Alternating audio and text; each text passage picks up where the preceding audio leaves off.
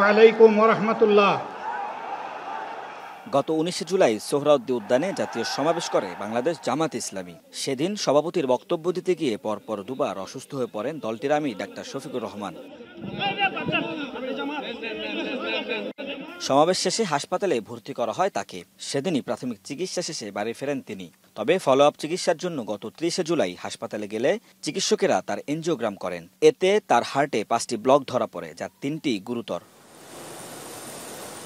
এর পরিপ্রেক্ষিতে শনিবার সকালে রাজধানীর একটি বেসরকারি হাসপাতালে তার ওপেন হার্ট সার্জারি করা হয় হৃদরোগ বিশেষজ্ঞ ডাক্তার জাহাঙ্গীর কবিরের নেতৃত্বে। প্রায় ৫.৫ ঘণ্টাব্যাপী অস্ত্রোপচার শেষ হয় বেলা ১২:৩০টার দিকে।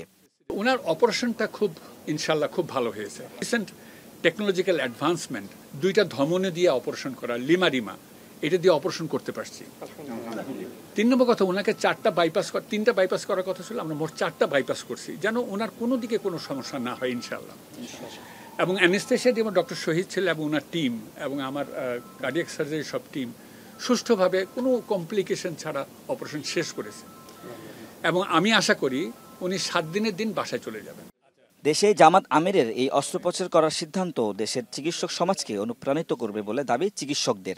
একই সঙ্গে এই ঘটনা দেশের চিকিৎসা ব্যবস্থার উপর মানুষের আস্থা ফেরাবে বলেও মন্তব্য করেন জামাত নেতারা।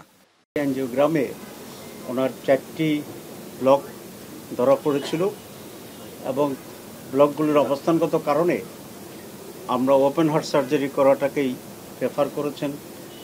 আমাদের এখানে যে মাননীয় সার্জন আছেন তিনি এবং যিনি এনজিওগ্রাম করেছিলেন, ওনাদের দুজনের সমন্বিত মতেই আমরা এখানে ইউনাইটেড হসপিটালেই ওনার ওপেন হার্ট সার্জারি আজকে হয়েছে। দেশবাসীকে বিশেষভাবে কৃতজ্ঞতা জানাতে যে হসপিটালে ভর্তি হওয়ার পর থেকে যেভাবে দেশ এবং বিদেশের কোটি কোটি মানুষ ওনার জন্য দোয়া এবং যে আবেগ প্রদর্শন করেছেন, ভালোবাসা প্রদর্শন করেছেন, আমি বাংলাদেশ জামাত ইসলামীর পক্ষ থেকে সারা দেশ এবং বিশ্বের সেই সব ভাই বোনদের কাছে আন্তরিকভাবে কৃতজ্ঞতা পেশ করছি, কৃতজ্ঞতা জানাচ্ছি।